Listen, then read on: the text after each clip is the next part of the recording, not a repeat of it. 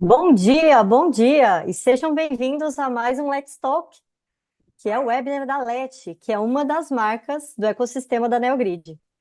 Sei que alguns estão entrando, bem-vindos, bom dia. O Let's Talk é um webinar focado em trazer grandes profissionais do e-commerce que compartilham com a gente um pouco da sua trajetória profissional. Eu quero, antes de tudo, agradecer não só a presença das pessoas que estão aqui participando do webinar, como também da nossa convidada. A nossa convidada de hoje é a Luésia Ferreira, que é Head de E-Commerce do Grupo SEB. Eu poderia apresentá-la aqui, mas eu acredito que é melhor que você mesmo se apresente, Luésia. Eu quero primeiro agradecer muito pela sua presença e pedir que você fale brevemente aí sobre a sua trajetória e tudo que você já construiu no e-commerce ao longo dos anos. Obrigada, Cíntia. Bom dia a todos. Bom, obrigada pelo convite. É um prazer estar aqui conversando com vocês. Trabalho no e-commerce há mais de 10 anos. Passei por empresas como Unilever, Nike, Fila. Hoje estou no Grupo SEB, que tem as marcas Arno, Rochedo e Tefal. Estou em outro mercado. E eu sempre trabalhei em posições ligadas ao negócio digital, ao desenvolvimento de negócios. E eu tive a oportunidade de ver nessa trajetória como o e-commerce evoluiu de um canal que era algo experimental, era uma conta embaixo de um key account, e hoje virou esse canal tão estratégico, esse pilar tão estratégico dentro das empresas. Hoje eu tenho a oportunidade de liderar a operação de e-commerce do Grupo SEB, e isso traz uma visão bem ampla do negócio, desde a estratégia comercial até a execução de mídia, sortimento, operação. Então, acho que uma coisa que eu aprendi muito nesses últimos anos é que o e-commerce é um ambiente de muitas decisões, decisões constantes. Não existe piloto automático, não dá para entrar aí nesse piloto automático, porque tudo muda de maneira muito rápida. E o resultado, no fim, depende muito da qualidade dessas decisões e da velocidade que a gente consegue executar tudo isso. Vai ser bem legal Muito trocar bom. essa experiência com vocês. Obrigada mais uma vez, Luésia. Quem está aí participando do webinar são mais de 15 anos, certo, Luésia? É, é, carreira total mais de 15 anos, exato. E acho que nos últimos 10, 100% focada em e-commerce. Então, já tenho bastante tempo. Muita bagagem, gente. Então aproveitem a presença da Luésia hoje aqui, porque muito do que ela vai compartilhar pode ser o que você está vivendo na sua operação, ou mesmo aquilo que você gostaria de ter como trajetória profissional e ela vai trazer alguns insights. Bom, Luésia, você trouxe bem a questão de como o e-commerce amadureceu, né? Então a gente vê que assim como há uma maturidade de outros canais de venda, o e-commerce ele amadureceu. Então ele deixou de ser só aquele canal digital, né? Olha, tem mais esse canal aqui de vendas que é o canal digital. Hoje há uma complexidade de canais e cada um desses canais de venda, ele tem a sua própria missão de compra, ele tem o seu objetivo, ele tem até o seu público. E até mesmo quem compra pelo e-commerce hoje tem as suas particularidades, né? A gente sabe que a mesma pessoa prefere comprar categorias diferentes em canais diferentes. E isso, Luísa, traz uma complexidade para quem está na sua cadeira, né? Hum. Então, deixa de ser simplesmente um sortimento perfeito ou um portfólio perfeito e passa a ser aí uma gestão muito mais estratégica. Então, para começar, né, para a gente começar a falar desse assunto, eu queria perguntar para você sobre tendências versus realidade, né? Então, tem muita empresa que hoje ainda trata a realidade como tendência. Eu queria que você citasse alguma grande realidade, né, mudanças que ocorreram nos últimos 2 anos, que para você já é de fato realidade, mas que você vê que algumas empresas ainda estão patinando, trabalhando isso como se fosse uma tendência, algo lá do futuro. Eu acho que tem muita empresa que acordou para o e-commerce pós-pandemia. É um Hum. fato que a gente viveu um boom. Eu passei por diferentes indústrias e percebi que é diferente a maturidade de acordo com a penetração desse canal dentro do mercado. Então, quando você fala de moda e de alimentar, realmente isso cresceu muito mais pós-pandemia. E quando você fala de eletrodomésticos, eletrônicos, livros, você já tinha um mercado muito maduro, mesmo pré-pandemia, e agora isso está cada vez mais consolidado. Então, acho que uma coisa que as empresas ainda pecam é parar de tratar o e-commerce como um projeto paralelo. Ele não é um projeto, ele é uma realidade. E achar que ele tem espaço para fazer testes, acho que é um lugar muito do testar rápido, do errar rápido e corrigir, mas ele precisa estar integrado na estratégia como um todo. Não existe mais essa possibilidade de ter um time de digital que vai cuidar do digital e da lojinha e fazer só o online.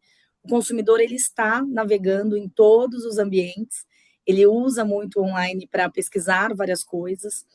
É super importante você entender qual é a relação que o consumidor tem com a sua categoria, porque é exatamente o que você falou, às vezes a gente está mais disposto a comprar alguma coisa no online ou no físico, ou tem uma... hoje eu trabalho com categorias que não são de impulso, então tem muito... O consumidor ele quer ver o produto, ele quer testar na loja, ele pesquisa o preço, pesquisa um review na internet, ele não faz esse desembolso tão próximo, tão rápido. E não dá mais para separar o que é site próprio, do que é marketplace e do que é o seu cliente B2B. Hoje em dia, esse consumidor ele está navegando nos três ambientes. Então, não dá para olhar de forma independente. Acho que hoje o desempenho do e-commerce, ele de forma geral, ele vai precisar de um planejamento, de uma estratégia que olhe esse todo, que não canibalize canais e que no fim do dia se preocupe cada vez mais com a experiência do consumidor, né? Acho que outra coisa que mudou muito é o nível de transparência, que não dá para a gente achar que, tudo bem, eu vou fazer um preço diferente para a loja física, um outro preço para a... Não, o consumidor não cai mais nessa, né? Acho que o consumidor, ele já sabe, ele pesquisa, ele olha a avaliação do seu produto, ele lê muito os reviews, então não dá mais para a gente achar que eu vou fazer uma grande negociação de sell-in, eu vou empurrar isso no meu B2B e isso vai virar sell-out, né? Eu acho que o e-commerce e o ambiente digital criou esse senso de comunidade entre os consumidores. A gente adora ver review, como consumidora, eu não faço acho que nenhuma compra sem olhar ali as avaliações e pesquisar preço. Então, isso muda a dinâmica do mercado, exige muito que a indústria se prepare para isso e tenha uma estratégia mais clara de segmentação, de distribuição, porque o nível de transparência acho que está bem diferente. E acho que de lá, de quando eu comecei para hoje, antes as empresas tinham nesse olhar de que o e-commerce era um projeto, rentabilidade não pesava tanto. E acho que hoje é um ponto que não pode sair da discussão. Então, o crescimento por si só do online, ele não se sustenta. A gente sabe que não é uma tendência, que é um caminho sem volta, seja pela conveniência, seja pelo avanço da tecnologia, mas o desafio é construir isso de maneira sustentável, ter uma eficiência operacional, ter o nível de retorno adequado quando você fala de mídia. Então, acho que essa é uma mudança também bem drástica nos últimos anos. Muito bom, muito bom. Você falou de vários indicadores importantes de execução, na operação mesmo do e-commerce, né? Você falou de preço, falou um pouco também de sortimento, né, para cada um desses canais, falou do ponto de vista de mídia, que se não for rentável, não compensa. De todos esses indicadores, qual que você acredita que foi que ganhou maior complexidade nos últimos anos? É mídia, uma vez que agora tem o ponto de retail mídia, ou não, é sortimento, porque antes a gente tinha um canal omnichannel, né? Um canal de varejo físico e digital, e agora você tem esse mesmo canal digital, ele próprio e ele dentro de um marketplace ou ele dentro de um last mile. O que que você vê como maior complexidade de todos esses indicadores que trabalham a operação mesmo do e-commerce? Olha, a complexidade acho que aumentou em todas as dimensões. E eu acho que o grande ponto, a gente tem muitos indicadores e a gente também tem muitos dados. Eu acho que Hum, a complexidade aumentou muito nessa linha, porque hoje a gente tem muitos dados, que a gente não enxergava isso antes. Eu tenho a minha taxa de, eu tenho o tráfego do anúncio, eu tenho a minha taxa de conversão, eu tenho o heatmap do anúncio, eu sei onde o consumidor está clicando. Só que na prática a gente está vivendo um paradoxo que a gente nunca teve tanta informação ao mesmo tempo, só que também nunca foi tão difícil decidir as coisas e tomar as decisões com clareza. Então, no fim, eu acho que não é um indicador ou outro, mas eu acho que a forma como a gente usa esses dados, porque os dados são muito fragmentados, muitas vezes as áreas analisam os dados de maneiras diferentes, então eu tenho o é, time de operações olhando o indicador, o time comercial olhando o outro, o time de marketing olhando o outro, e eu acho que a complexidade é que as decisões elas estão cada vez mais interdependentes. Então não dá para tomar uma decisão de mídia se eu não estiver muito bem alinhada com o meu preço no comercial, a minha distribuição nos outros canais e o meu estoque, a minha capacidade de execução operacional com o meu time de supply.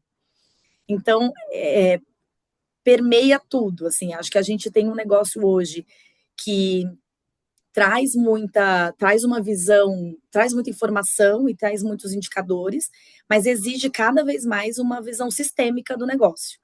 A gente não consegue mais separar, acho que é uma decisão de preço com uma decisão de supply. Se eu faço uma alteração de preço de um produto, eu posso prejudicar todos os indicadores de mídia, né? Eu vou prejudicar minha taxa de conversão, ou eu posso ter um boom de vendas e ter um gargalo na operação. Então, eu acho uhum. que a gente tem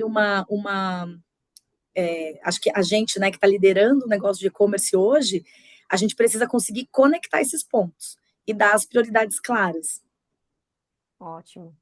É bem difícil. Sabemos que há uma complexidade grande, mas também sabemos que não é, você não está sozinho, né, Luiz? Eu acho que todos os gestores, todas as pessoas que estão aí nas cadeiras de e-commerce hoje trabalham com essa complexidade que você citou, né? Um volume enorme de dados que precisa ser convertido em informações, que precisam gerar insights para que você possa tomar decisões e depois, com essas decisões, saber se o que você teve como insight é algo que pode ser escalado para outras ativações ou não.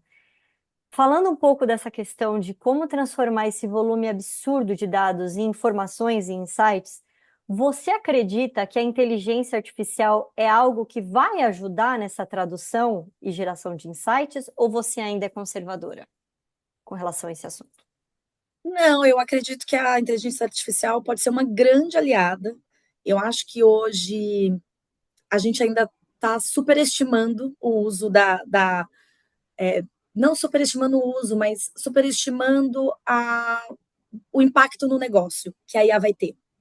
Então, sem dúvida, é uma tecnologia super transformadora e vai ter um papel enorme no futuro do e-commerce. A gente tem hoje ferramentas para customizar a vitrine, para customizar uma série de coisas via IA, mas eu acho que a IA ela não vai entregar nada sólido, concreto, se os dados não estiverem bem organizados. Se eu não estiver preparada dentro de casa com clareza de processo, com uma governança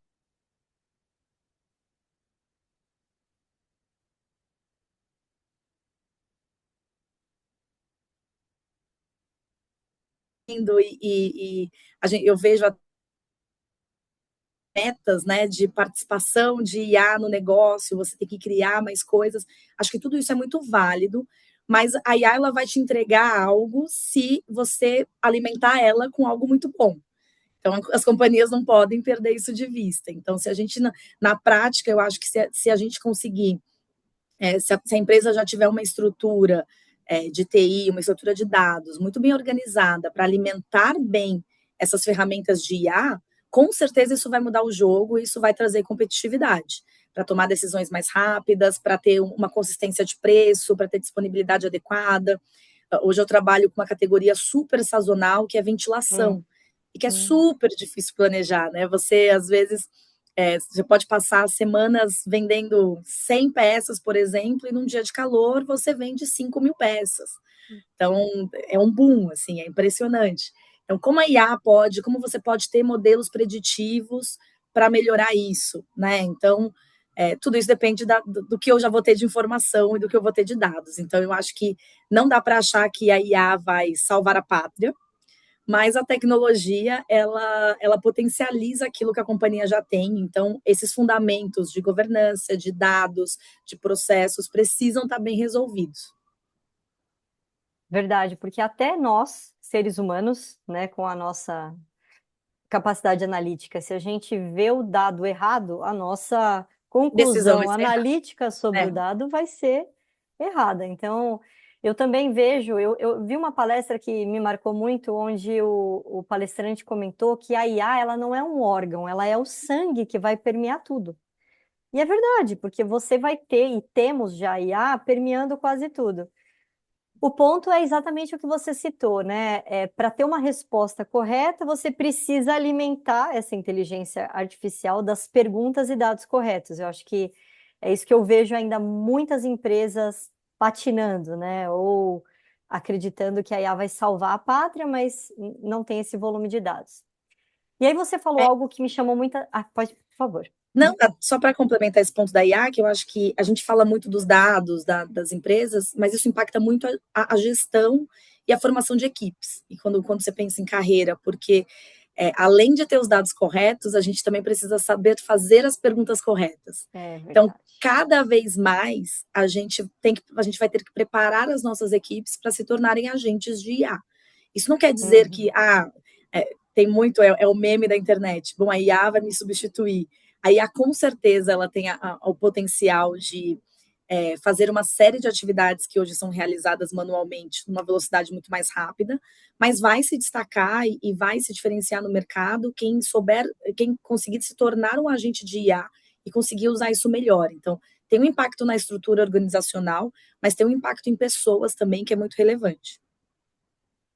Concordo. E aí, só para. Eu vou sair um pouquinho do script, Loésia, porque eu acredito que essa sua resposta fala de um outro assunto que é Trend Topics aqui, sabe? Todo mundo tem comentado, que é o ponto de como esses robôs, né, ou essas inteligências artificiais que estão por aí, elas vão ajudar o consumidor a encontrar aquilo que ele quer encontrar.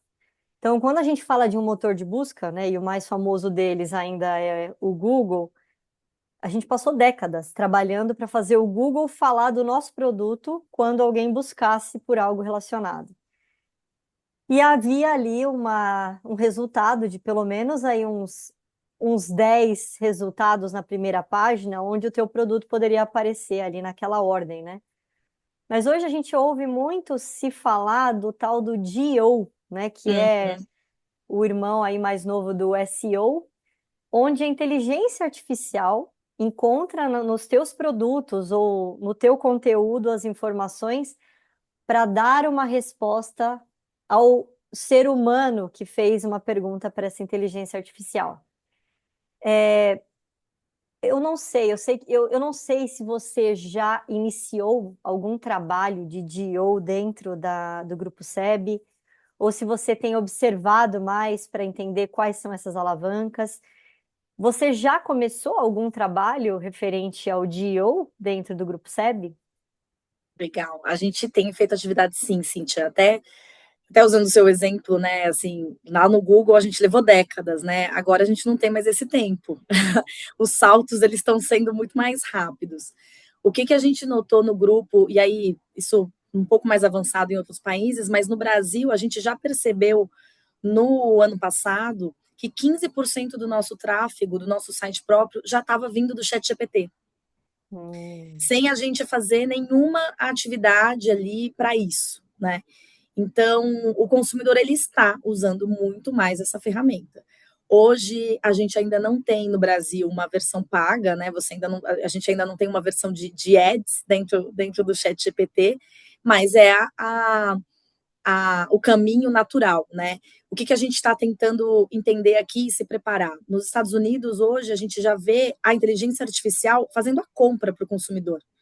O consumidor ele uhum. não sai da plataforma não é no caso do ChatGPT, mas ele faz a pergunta e o próprio chat, a própria IA executa a compra dentro do seu site.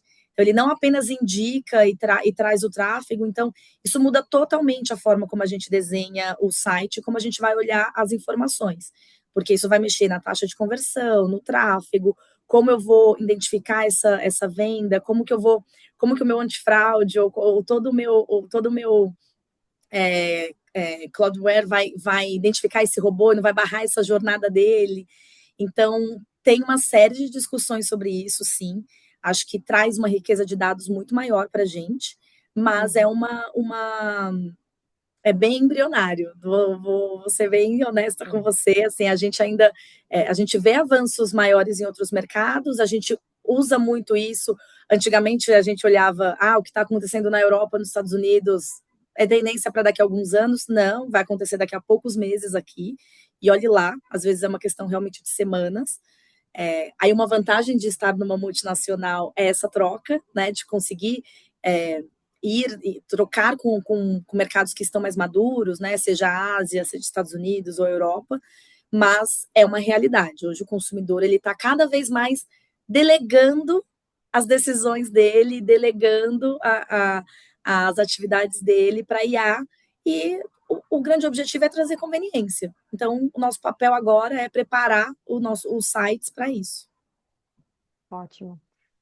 O que eu também achei muito bacana na sua resposta foi que tem alguns indicadores que podem acontecer todas as mudanças, pode vir a pandemia, pode ir embora a pandemia, pode vir a IA, tudo pode acontecer, mas alguns indicadores eles são extremamente necessários para qualquer operação de venda, como preço e disponibilidade. Você pode Sim. ter o melhor SEO GEO. Se o seu produto foi encontrado por um robô com o pior preço, você não vai conseguir executar uma boa venda. Se o seu produto foi encontrado pelo robô e for indicado para o consumidor, mas não tiver estoque, não tiver disponibilidade, de nada adiantou todo esse trabalho, né? Então, eu gostei muito do seu exemplo sobre os ventiladores e sobre como essa demanda se tornou volátil, né? Não só pelo clima, que é o caso dessa categoria, mas até pela mudança que hoje acontece nos calendários promocionais, né? Como que você tem lidado, Loésia, com a questão das double dates, né? O 2 do 2, 3 do 3, 4 do 4? E como é que você trabalha isso para talvez diluir esse volume absurdo de campanhas promocionais no preço, né? E até planejar a demanda, né? O sell-in que você faz para garantir que o sell-out seja eficiente. Legal, Cintia. Eu acho que você falou até, tem coisas que são básicas, né? Eu falo com o meu time, assim, é a pirâmide de Maslow do e-commerce. Então, assim, hoje todo mundo está falando de retail media, ou está falando de campanhas. Mas não adianta eu chegar lá para falar de retail media, ou colocar investimento em retail media, se eu não estou fazendo disponibilidade, conteúdo, preço certo. Aí eu vou falar de mídia, de ativação, de campanha, né? Então, acho que tem esse step by step aí que às vezes a gente esquece no dia a dia e que você põe tudo a perder. Não é porque está todo mundo falando de double date ou que todo mundo está falando de retail media que eu necessariamente estou pronto para investir nisso. Então, não adianta colocar investimento em tráfego se meu anúncio não tem bons bullet points, não tem vídeo, não tem bons reviews. Então, ou eu estou com baixo estoque, acho que é muito sutil, né? De novo, vem a questão da gestão integrada. Não adianta, né, uma decisão só comercial ou de marketing, enfim. E aí, quando a gente fala é um canal de muita intensidade promocional, né? Sempre foi. Eu acho que a gente, não só no Brasil, mas acho que o e-commerce ele acabou crescendo até na mente do consumidor como eu vou achar o melhor preço lá. Na internet, com certeza vai ser mais barato. Não vou comprar agora, não vou fazer isso. E a gente tinha ali a Black Friday, uma grande data no ano, que concentrava, dependendo do tipo de negócio, chegava a concentrar 30%, 40% do resultado do ano em um mês, que é um risco tremendo para o negócio. Então, você tem um lado bom, que acho que a Double Date traz, que é uma diluição ao longo do ano. O que a gente tem visto, o que eu tenho visto nos últimos anos, é um peso, uma centralização menor ali na semana ou nos dias de Black Friday. Os outros meses passam a ter mais relevância, o que muda a forma como a gente planeja operacionalmente, né? E é até bom porque desafoga ali a operação. Os recursos, eles são finitos, né? Você tem um número limitado de transportadoras, de pessoas na operação, enfim, quem nunca esperou 10 dias aí para receber um pedido de Black Friday, então É. é super comum.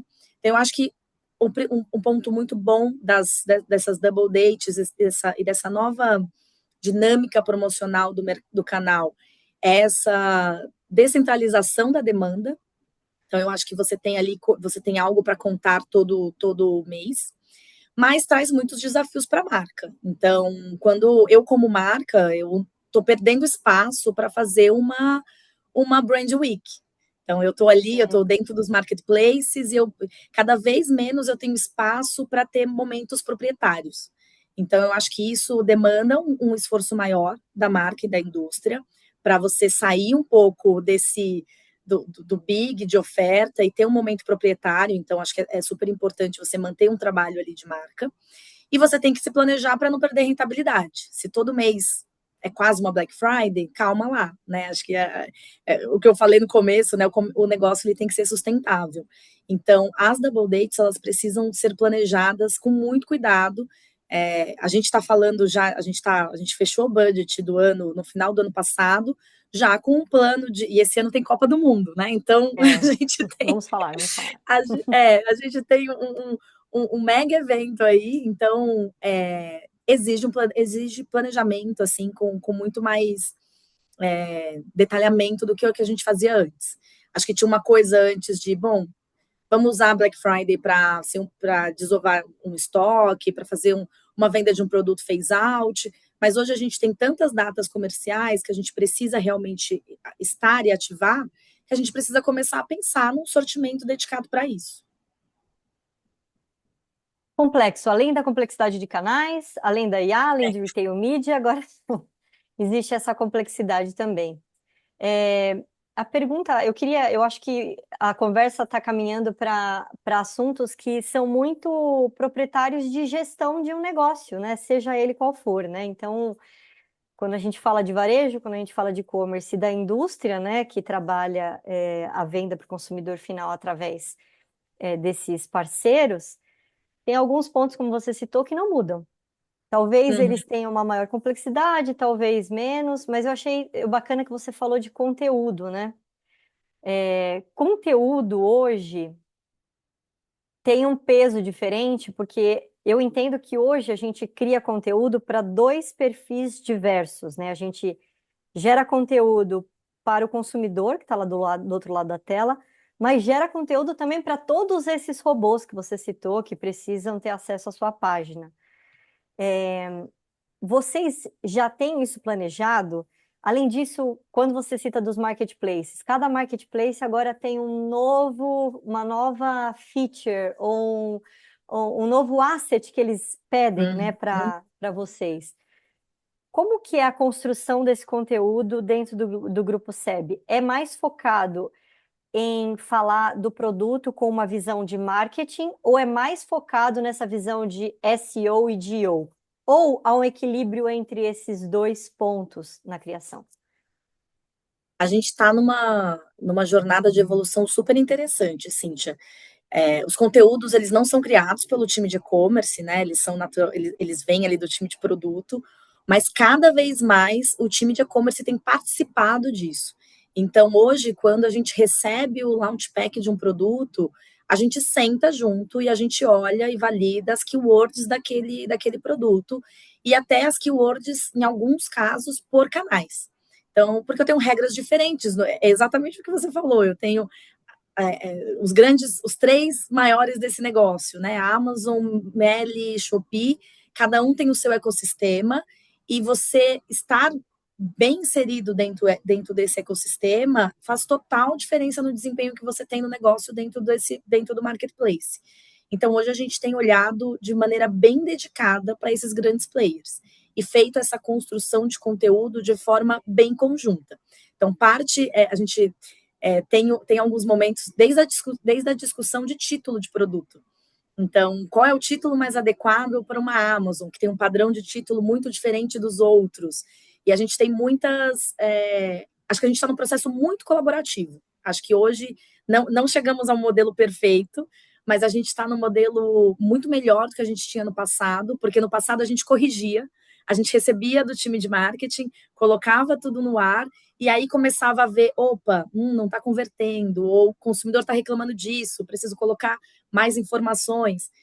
A gente teve um caso, por exemplo, até fica, é real isso, 100% dos nossos ferros são testados. O grupo ele preza muito pela qualidade, então 100% dos ferros são testados e algumas vezes esses produtos acabam ficando com resquícios de água no Naquele dentro reservatório de no vapor, né? reservatório. E a gente começou a pegar reclamações do consumidor falando: meu produto veio usado, vou devolver porque meu produto veio usado. E aí a gente acho que tá aí a mágica, a beleza do negócio, né? Acho que o time de e-commerce, quem tá na linha de frente, tem esse dever de retroalimentar o time de produto. Então a gente foi discutir com o time de produto. Hoje a gente recebe todos os launch packs. A gente desenvolveu 2 projetos, um de curto prazo de vamos colocar isso na descrição, vamos colocar isso como uma imagem do carrossel. Olha, o seu produto pode vir com resquícios de água, porque os produtos são 100% testados. E a gente transformou isso num outro projeto mais de médio e longo prazo como indústria, que é colocar um aviso na caixa, para que quando o consumidor abra, ele saiba, olha, o seu produto ele foi testado e pode ter resquícios. Então, a gente está num processo hoje, num nível de maturidade muito melhor, e a gente está mais proativo e menos corretivo. Então, acho que isso tem ajudado bastante o negócio. Mas a gente faz assim, eu vou te falar que acho que há 6 mãos. É o time de produto, com o time de branding, com o time de e-commerce. A gente troca muita informação ali antes de colocar no ar um produto hoje. Legal, que a loja perfeita tem cada vez mais complexidade também, né? Que é isso que você está comentando. Agora, falando de estratégia, você citou vários pontos estratégicos que vocês trabalham para que a execução do conteúdo, enfim, de outros indicadores aí da operação de fato aconteçam. Mas a gente sabe que o nosso papel, é claro, é planejar e criar a melhor estratégia possível, mas entre a estratégia e a execução de fato, a ativação de fato, nem tudo fica exatamente casado, nem tudo acontece exatamente como planejado. Hoje, qual está sendo assim a sua maior dificuldade? É a questão da demanda por causa dessas variações, talvez de clima ou de datas sazonais? É o preço pelo ponto de um P3P, né, que tem que ser trabalhado aí com enfim, uma visão cada vez mais analítica, ou não? É esse próprio ponto do conteúdo. Qual que é o indicador que na estratégia versus a execução tem te trazido maior número de desafios? Eu acho que é uma dor que eu acho que é comum, né? Não existe esse cenário perfeito, onde a estratégia desce ali perfeitamente para a execução. E eu acho que a principal dor é a gente escolher como negócio, como empresa, o, os resultados de longo prazo que a estratégia vai entregar, versus a necessidade imediata que o negócio tem. Então, muitas vezes a gente precisa tomar decisões que são imediatas, né? A gente, ainda assim, a gente está agora, né, no dia 24 de fevereiro, semana de fechamento. Tenho certeza que todo mundo está ali correndo atrás da meta. Então, tem momentos que você tem oportunidades de negócio que podem ferir a sua estratégia de médio e longo prazo. E eu acho que isso exige uma maturidade como organização de tomar decisões difíceis. E aí isso impacta, e aí eu acho que muito mais quando a gente fala de distribuição, quando a gente fala de estratégia de preço. Então, quem nunca teve um mês difícil e recebeu uma ligação de falar, aperta o botão vermelho, a gente tem um canal de giro, né? O nosso sellout responde muito rápido, e aí você sabe que se você fizer aquele preço, pode prejudicar um outro parceiro, vai ter um outro problema no outro mês ou daqui a outras semanas, ou pode prejudicar a nossa própria estratégia para uma Black Friday, para uma data, você fala, putz, se eu executar esse preço agora, vou ter que fazer mais baixo depois. Então, essa dinâmica de conseguir preservar a estratégia versus a necessidade imediata do negócio, eu acho que ela é crucial, sabe? E muitas vezes não se sustenta mesmo. A gente, no fim, a gente está falando de companhias com compromissos aqui mensais, né? Então é natural que uma coisa ou outra se disperse, mas é muito importante que como times exista essa maturidade para discutir isso, para trazer essas discussões, para que um canal não prejudique o outro, ou para que uma decisão de curto prazo não prejudique uma estratégia ali de médio e longo prazo.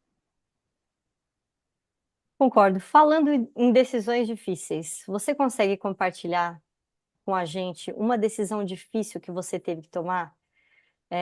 Trouxe impacto, uma decisão que tenha, que foi necessária, mas que nem sempre no início trouxe um consenso entre todas as partes e acabou trazendo um impacto real no negócio. Você consegue trazer uma dessas decisões difíceis para a gente, compartilhar com a gente? Eu tenho um bom exemplo. Eu estou no Grupo SEB há 4 anos e meio, e quando eu cheguei aqui, a gente ainda não tinha um site próprio, a nossa operação de D2C era focada em marketplaces, e a gente atuava em 22 canais de marketplace. Nossa. E na minha cabeça eu falei, nossa, eu nem imaginei que existiam 22 canais de marketplaces para venda, né, aí de eletrodomésticos. E a decisão difícil foi justamente cortar esses marketplaces, né? Teve Hum. resistência até do time. A gente foi reduzindo, claro, a gente não fez isso do dia para a noite, mas vale a reflexão de falar, faz sentido para o negócio? Tem uma parte, tem uma, tem uma parte que olha e fala, mas eu já pluguei, eu já fiz a integração, eu vou deixar lá e se vender, vendeu, né? Acho que as integradoras, elas trouxeram essa facilidade, né? Eu tenho um hub, eu cadastro tudo lá, conecto em vários canais. Mas esses canais que estão conectados, eles conversam com a minha marca? Conversam com o Hum. consumidor que eu quero? Ele faz sentido para mim? Ou ele só está criando dispersão? Porque uma coisa que eu discuti muito com o time foi, ok, a gente ter muitos canais, desde que nesse top 5 eu esteja muito bem posicionado. E na prática isso não acontecia. Né? A gente acabava dispersando, né? Você tem são mais times para você conversar, é uma gestão de estoque mais complexa, é um planejamento mais complexo. Então, a gente foi reduzindo esses canais. Hoje a gente tem 3 canais de marketplace e a gente vende de 4 anos para cá, enfim, a gente vende, acho que em percentuais eu não consigo nem falar, porque a gente saiu de 1,5% do total da companhia para 17% hoje do total da Uau. companhia. Então, às vezes, eu acho que a gente tem que tomar algumas decisões de pensando no médio e longo prazo. Então, houve até resistência do time, houve resistência dos parceiros, alguns que a gente desligou em 23, 24, a gente retomou em 25, a gente falou, bom, agora eu estou preparado, vou ter mais consistência para trabalhar com esse canal, mas eu acho que tem que ter esse cuidado com marketplaces, né? Não é simples de lidar, cada marketplace está cada vez mais criando o seu próprio ecossistema, então você precisa ter um olhar ali de ponta a ponta para esses canais. Então, quando a gente tomou essa decisão, ela foi arriscada, mas ela se mostrou aí muito vencedora, porque no fim do dia não importa eu ter uma distribuição, né, vamos dizer que é praticamente uma distribuição numérica do online, né? Eu estou em É. vários marketplaces, mas a minha ponderada está terrível, né? Então, assim, acho Uhum. que são alguns conceitos ali que a gente sempre viu no offline, que acho que é importante a gente ter em mente aqui também. Não adianta não estar bem nos canais relevantes. Muito bom, já diziam menos é mais, né? E é É, verdade. Às vezes menos é mais, né? Eu concordo com você. É melhor ter uma execução excelente, concentrada, né? Com uma visão, um atendimento focado, do que atirar para todos os lados e muitas vezes não conseguir dar devida atenção. Vamos, Mo, agora a gente vai falar de você, Luézia. Obrigada por ter compartilhado tanto da forma como você trabalha, né, de como você construiu, né, e tem construído a estratégia dentro do Grupo SEB, mas agora você como profissional. Tem muita gente que pode estar nos ouvindo que está no começo da trajetória profissional, ou quer migrar, né, para um e-commerce, para trabalhar com digital, e gostaria de ouvir da sua experiência. Então, o que que a sua trajetória profissional te ensinou que você gostaria de ter aprendido antes, sabe? Hoje você sabe de algo que você gostaria de saber há 5, 10 anos atrás. Olha, Cintia, eu acho que, principalmente, acho que ter aprendido há muito tempo atrás de que o trabalho de e-commerce é um trabalho de influência.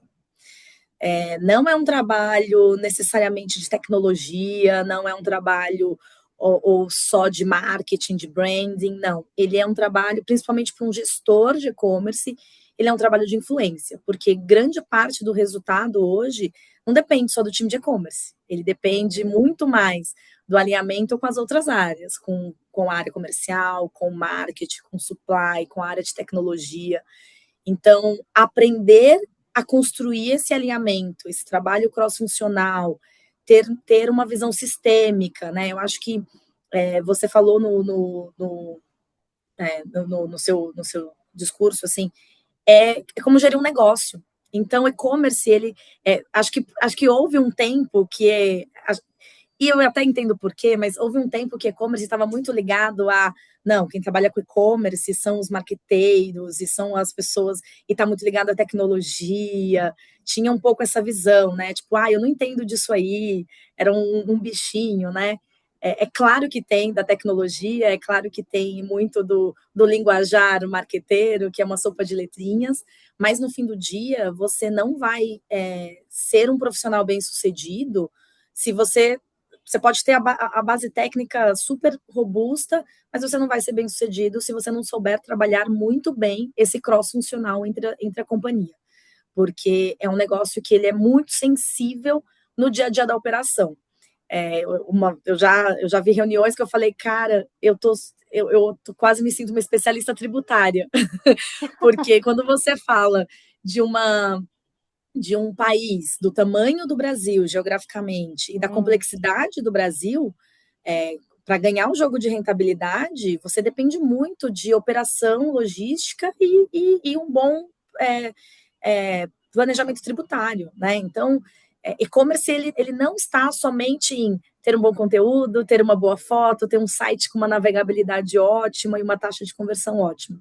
E aí acho que como profissional te exige essa habilidade de olhar o todo, de ter uma visão sistêmica, de conseguir ter essa capacidade do o zoom in, o zoom out, né? Então, como eu olho a operação e como eu olho a estratégia e conectar isso com as outras áreas. Então, há 10 anos atrás, eu queria ter tido essa dica de que é muito mais um trabalho de influência e de construção entre as áreas do que uhum. necessariamente um conhecimento técnico.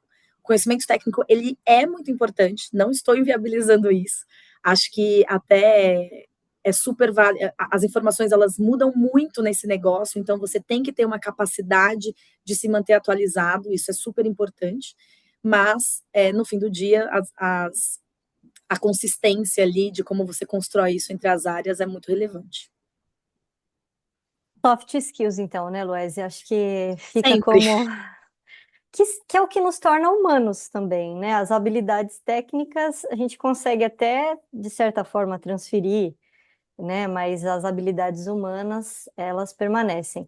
Além de influência, tem alguma outra habilidade, alguma soft skill que você considera essencial para quem quer trabalhar com e-commerce ou para quem quer trabalhar com e-commerce na indústria, que eu também acho que é Olha, uma outra complexidade.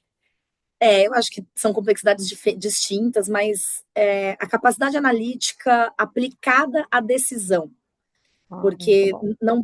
não basta você interpretar um número ou construir relatórios maravilhosos, mas o quanto isso te traz uma real tomada de decisão. Então, ter acesso aos dados, transformar esses dados em ações claras, é uma skill cada vez mais relevante, né? Acho que isso é importante. Olhar aquele número e traduzir numa decisão de negócio. A gente tem hoje um volume de dados imenso, mas que eles não vão ser nada se você só está transformando isso em um PPT ou um gráfico bonito, um dashboard para reportes, sempre olhando o retrovisor, né? Acho que a gente precisa sair um pouco dessa caixa de olhar e analisar os dados para estudar o passado, mas transformar esses dados para decisões ali imediatas. Acho que essa visão sistêmica é muito importante. Acho que eu insisto nisso, de que o e-commerce ele conecta muitas áreas e muitas alavancas diferentes. Então, o gestor de e-commerce ele precisa entender como essas peças se encaixam. Então, não basta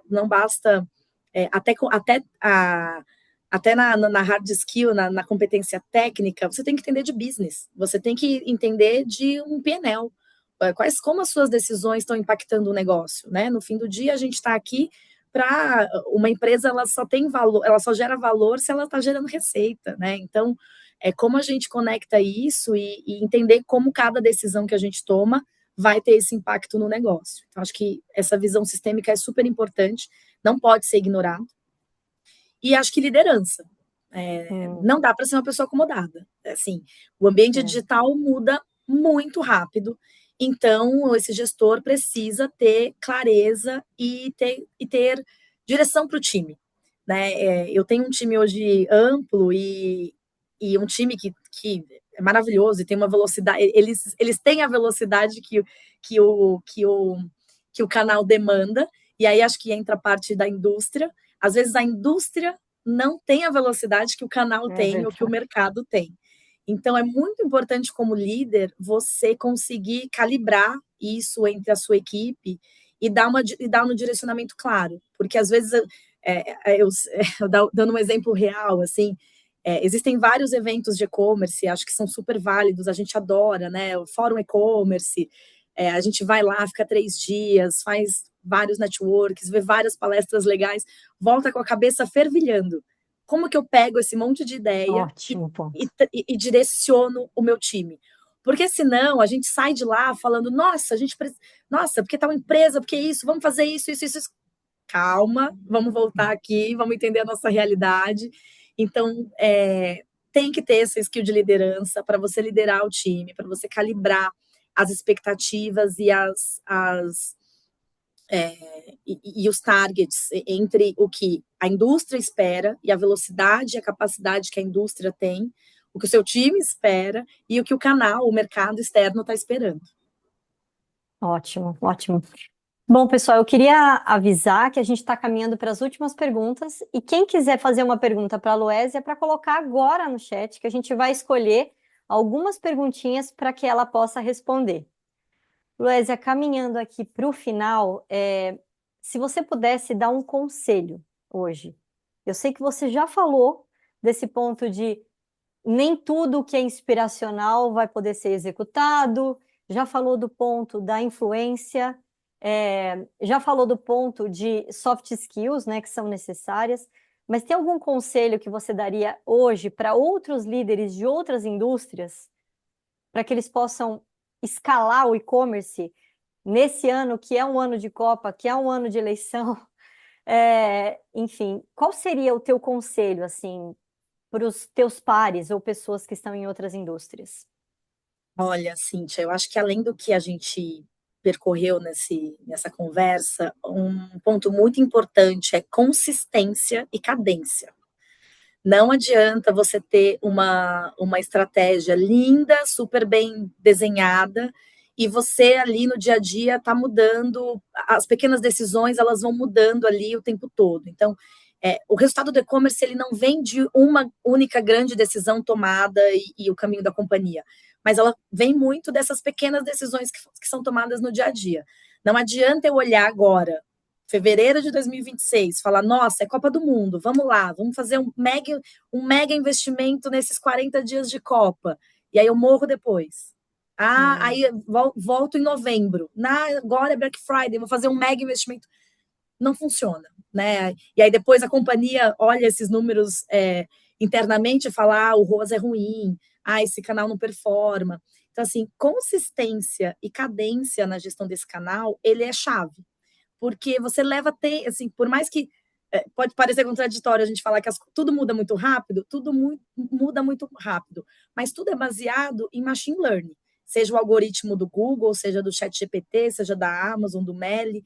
Então, se a gente não tiver cadência de disponibilidade do produto, cadência de investimentos, a gente não vai ter consistência no longo prazo nesse canal.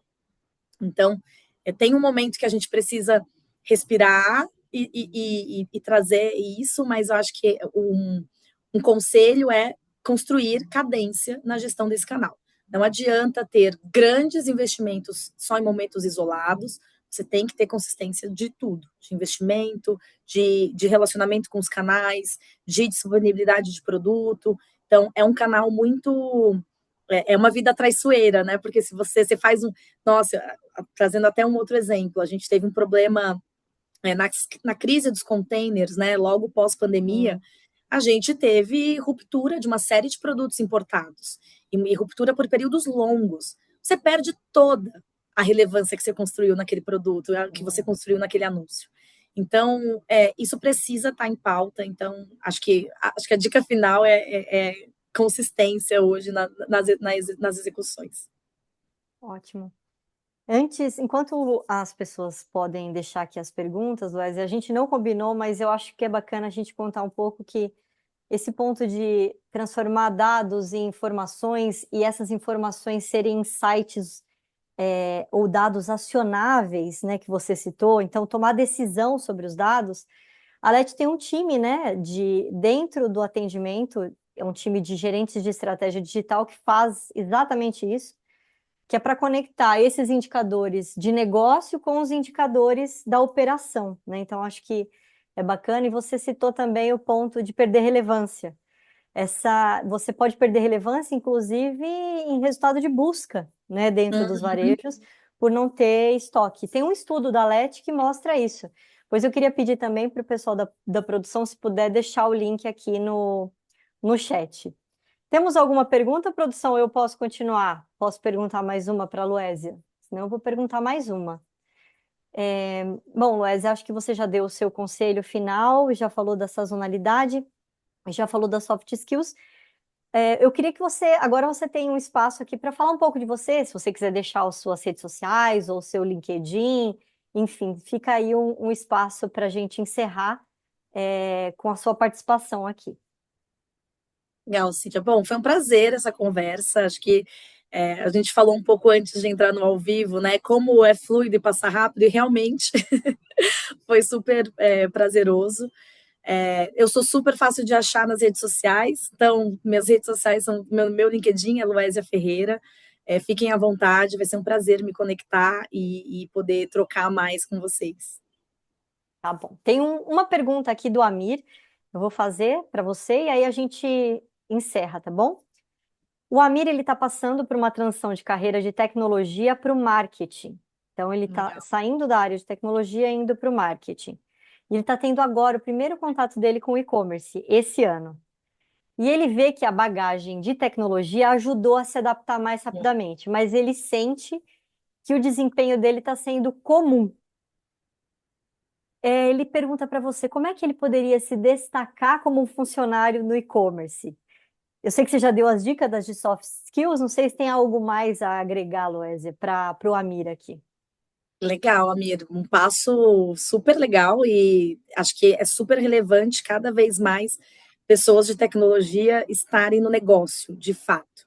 Eu acho que as empresas precisam quebrar um pouco esses silos de, não é a pessoa ali de TI ou não é a pessoa do negócio. Então, acho que uma coisa que você pode usar para se destacar, e com certeza você já está fazendo isso bem com o seu conhecimento técnico, mas é juntar as áreas, principalmente se você estiver na mesma empresa, conseguir trazer conversas e criar essas conversas em conjunto. Acho que não para levar para o seu antigo time ou para a sua antiga área mais a visão de negócio e ajudar esse time a produzir mais em prol do negócio no dia a dia, e ajudar o seu time também a se elevar e ter um conhecimento um pouco mais nivelado. Então, acho que quando você faz uma transição dentro da mesma empresa e você já circula bem entre os times, você sai com uma vantagem para construir esse trabalho cross-funcional. Então, pode ser um bom caminho. Muito bom. Obrigada, Luésia. E obrigada, Amir, por ter feito a pergunta, pela sua participação. A gente tem aqui tanto a Márcia dizendo que você foi incrível, tá, Luésia? E o Luiz Gomes, que amou as suas dicas. Então, eu quero mais uma vez agradecer pelo seu tempo. Sei que não é fácil separar uma manhã para conversar com a gente. Obrigada por ter inspirado realmente tanto nessa uma hora de conversa com exemplos práticos, né? Você trouxe exemplos da sua vida profissional, da sua experiência. Eu agradeço imensamente e espero que a gente possa voltar a se ver e a se falar. E agora, para quem ainda está aí, gente, não vão embora. Por quê? A gente tem aqui um QR Code na tela, porque nós queremos saber o que vocês querem ver na próxima edição do nosso webinar, no nosso próximo Let's Talk. Então, por favor, para que a gente faça algo aí customizado, especializado para vocês que estão aqui nos ouvindo, podem escanear esse QR Code e mandem para a gente qual foi a sua avaliação sobre esse webinar e como a gente pode melhorar na próxima conversa. Eu agradeço mais uma vez, Luésia, agradeço a todos que nos acompanharam até agora e até a próxima conversa. Tchau, tchau.